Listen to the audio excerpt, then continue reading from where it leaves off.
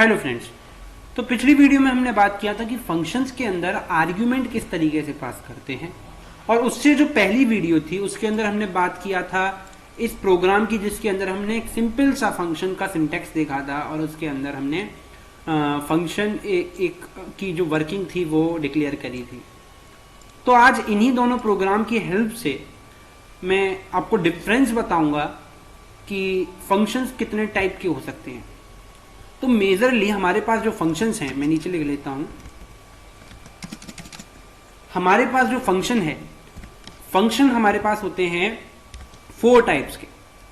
तो जो 4 टाइप के जो फंक्शंस हैं उनके नेम हैं। सबसे पहला है विद, फंक्शन विद। तो आप लिख सकते हैं function with no argument and no return type and no return, या फिर इसे हम कह सकते हैं टेक नथिंग और रिटर्न नथिंग फंक्शन। ठीक। दूसरा जो फंक्शन है वो है function with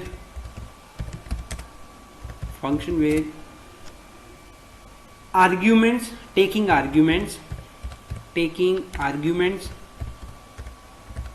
and return no return, ये लिख सकते हैं नो रिटर्न या फिर रिटर्न नथिंग। फिर हो सकता है फंक्शन विद टेकिंग आर्ग्यूमेंट्स, ठीक, आर्ग्यूमेंट्स एंड रिटर्न समथिंग, ठीक। तो रिटर्न समथिंग, ये एक तीसरे टाइप का फंक्शन हो गया। और एक और फंक्शन हो सकता है हमारे पास जिसको हम कह सकते हैं नो आर्ग्यूमेंट्स, चौथा type, no arguments and return something. तो रिटर्न समथिंग, अब इन सभी में डिफरेंस समझ लेते हैं। ठीक है, सबसे पहला जो है function with no arguments and no return.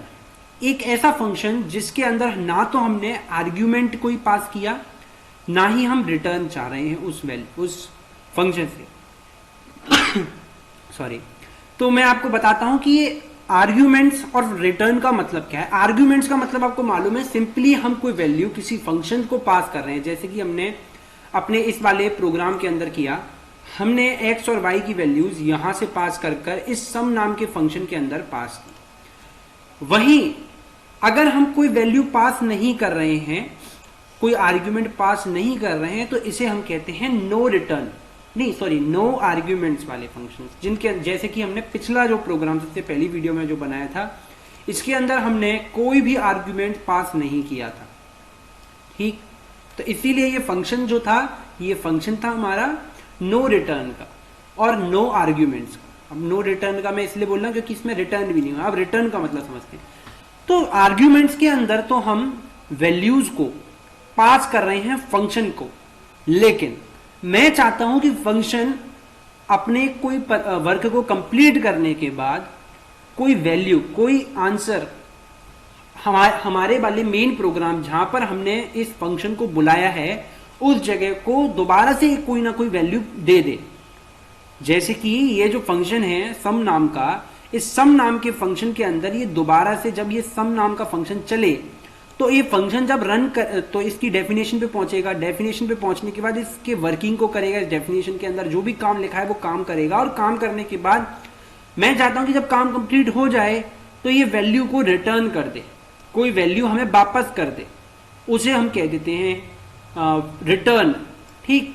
तो ऐसे फंक्शन जिनके अंदर कोई वैल्यू हम आर्ग्यूमेंट के रूप में ले रहे हैं और फिर रिटर्न कर उसे वापस कर दे रहे हैं जब फंक्शन रन हो जा रहा है, तो इन फंक्शंस को हम कहते हैं take argument and return something, या फिर टेक समथिंग रिटर्न समथिंग।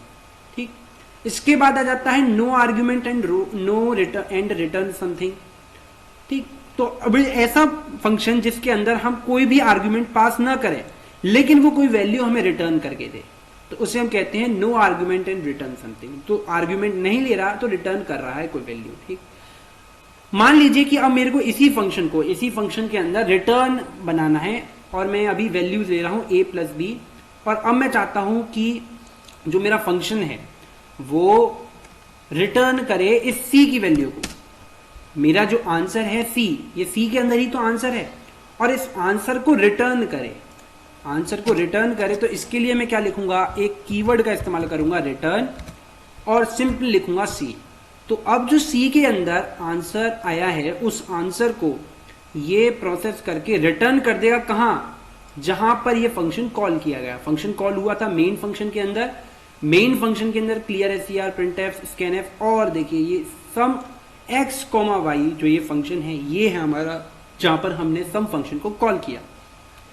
तो ये अब करेगा रिटर्न, लेकिन हमने यहां जो ये वॉइड लिख रखा है, ये वॉइड का मतलब होता है नथिंग, कुछ भी नहीं। तो हम यहां पर ये कहना चाह रहे थे कि हमारा फंक्शन कुछ भी रिटर्न नहीं हो रहा है। और मैंने बताया था जब हम फंक्शन बनाते तो फंक्शन के लिए आगे हम रिटर्न टाइप लिखते हैं, तो हम यहां डिक्लेयर करेंगे कि हमें किस तरीके के डेटा की वैल्यू रिटर्न करनी है, हम फंक्शन के द्वारा किस तरीके का डेटा रिटर्न कर रहे हैं। मान लीजिए कि ये जो c है, मान लीजिए क्या ये c जो है इंटीजर टाइप है, तो हमारी जो फंक्शन है वो एक इंटीजर वैल्यू रिटर्न कर रहा है, इसीलिए मैं यहां लिखूंगा इंट। तो अब इंट सम का मतलब ये है कि मेरा एक फंक्शन है जो कि सम नाम का है और वो इंटीजर टाइप की वैल्यूज रिटर्न करेगा, और इसके अंदर आर्ग्यूमेंट्स हम पास कर रहे हैं। समझ आई नहीं आई? लेकिन अब ये जो फंक्शन है ये कोई वैल्यू रिटर्न करने वाला है, यानी कि ये फंक्शन कोई ना कोई वैल्यू मेरे को देने वाला है। अब वो वैल्यू देगा तो मेरे को कुछ ना कुछ एक वेरिएबल चाहिए जिसके अंदर मैं इस वैल्यू को स्टोर कर पाऊं। तो इंट जेड नाम का मैंने एक वेरिएबल बनाया, और इस इंट जेड नाम के वेरिएबल के अंदर इस सम फंक्शन को चलाया, और जो फंक्शन चलने के बाद रिटर्न करेगा वैल्यू, उस वैल्यू को मैं जेड के अंदर स्टोर कर लूंगा। तो रिटर्न करने के बाद ये जरूरी है कि ये हम उसकी वैल्यू किसी वेरिएबल के अंदर स्टोर करें। तो हमने जेड नाम के एक वेरिएबल के अंदर इस सम नाम के जो रिटर्न वैल्यू थी, जो थी सी, आंसर जो सी था वो सी को स्टोर कर लिया जाएगा जेड में। तो जो रिजल्ट होगा a प्लस बी करके वो सी के अंदर स्टोर हो रहा है, और सी को की वैल्यू जेड के अंदर स्टोर कर दिया जा रहा है रिटर्न करके। अब मैं जेड की वैल्यू प्रिंट करा देता हूं printf, और लिख देता हूं मैं सम इज %d, और यहां प्रिंट करा देता हूं जेड की वैल्यू। लेकिन अभी भी ये थोड़ा सा गलत है, क्योंकि यहां हमने किया है डिक्लेरेशन इस फंक्शन का, तो हमें डिक्लेरेशन के अंदर वॉइड जो लिख रहा है इसे चेंज करना पड़ेगा इंट में, क्योंकि मैं यहां पे भी बताऊंगा कि जो मेरा सम नाम का फंक्शन है वो इंटीजर वैल्यू रिटर्न करने वाला है। तो अब जब मैं इसे रन करूंगा तो देखिए ये रन कर गया, एंटर 2 नंबर्स। तो मैं सबसे पहला नंबर एंटर कर देता हूँ 12, दूसरा नंबर दे देता हूँ मैं 8, आंसर आना चाहिए 20। तो सम इज 20। तो हुआ क्या, जब मैंने कोई वैल्यूज ली x और y के अंदर 12 और 8 को इस सम नाम के फंक्शन के अंदर पास किया। अब सम a के अंदर आ गया 12, b के अंदर आ गया 8, 12 प्लस 8 जो कि 20 है, उस 20 आंसर को c के अंदर स्टोर किया, और c ने इस वैल्यू को क्या कर दिया, रिटर्न कर दिया इस z नाम के वेरिएबल के अंदर, और हमने z मतलब रिटर्न किया और z नाम के वेरिएबल के अंदर हमने उस वैल्यू को स्टोर कर लिया। तो ये था हमारा प्रोग्राम जो कि रिटर्न कर रहा है। अगर अब मैं यहाँ पर कोई फ्लोट वैल्यू रिटर्न करवाता तो मैं यहाँ लिख देता फ्लोट। मेरे को अगर कोई और डेटा टाइप का वैल्यू चाहिए था, किसी और तरीके का डेटा होता, तो मैं उस तरीके के रिटर्न टाइप को यहाँ लिखता। पर एक बात याद रखिए, फंक्शन, अगर मैं इस फंक्शन के आगे जैसे कि रिटर्न सी लिखा और रिटर्न सी के आगे मैं कोई भी कोड लिखता हूं, यहां लिख दीजिए मैं लिखता हूं प्रिंट एफ, मैं एक हेलो कमांड लिखता हूं, हेलो, ठीक, और मैं अब इसे चलाता हूं इस प्रोग्राम को, मैं फिर से वही वैल्यू देता हूं 12 और 8, तो सम इज 20। लेकिन आपने देखा कि वो हेलो जो वर्ड था, ये हेलो नाम का जो मैसेज था, ये प्रिंट ही नहीं हुआ स्क्रीन पर। स्क्रीन पर प्रिंट ना होने का कारण ये है कि जब भी हम कोई वैल्यू रिटर्न करा देते हैं तो रिटर्न कराते ही वो फंक्शन अपना प्रोग्राम बंद कर देता है। यानी कि जैसे ही यहां पर आया और रिटर्न की इस फंक्शन ने कोई वैल्यू, तो वैल्यू को रिटर्न करते ही अब ये फंक्शन आगे का जो भी प्रोग्राम लिखा है उसे एग्जीक्यूट नहीं करेगा। तो एक बार रिटर्न हो गई वैल्यू, उसके बाद आगे अगर आपका कोई भी प्रोग्राम लिखा हुआ है तो वो एग्जीक्यूट नहीं होने वाला।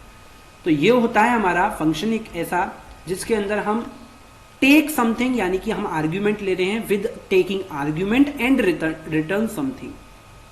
और अगर हम इसी प्रोग्राम के अंदर क्या करें, ये आर्ग्यूमेंट न लें और अंदर एक ए और बी नाम के दो वेरिएबल्स बनाएं और उसके मैसेज प्रिंट कराएं कि एंटर 2 नंबर्स, और फिर हम रिटर्न कराते हैं, यानी कि हम आर्ग्यूमेंट नहीं ले रहे और फिर हम रिटर्न करा दे, तो ऐसी जो प्रोग्राम होगा उस प्रोग्राम को हम कह देंगे no argument and no return something, यानी कि वो आर्ग्यूमेंट नहीं ले रहा लेकिन रिटर्न कर रहा है। तो ऐसे आप सम के प्रोग्राम को बना के खुद चेक कीजिए कि क्या हम पे वो हो पा रहा है या नहीं हो पा रहा, कि जिसके अंदर हमने आर्ग्यूमेंट पास नहीं करे हैं, हम सारा जो वर्क है वो इस फंक्शन के अंदर ही करवा रहे हैं।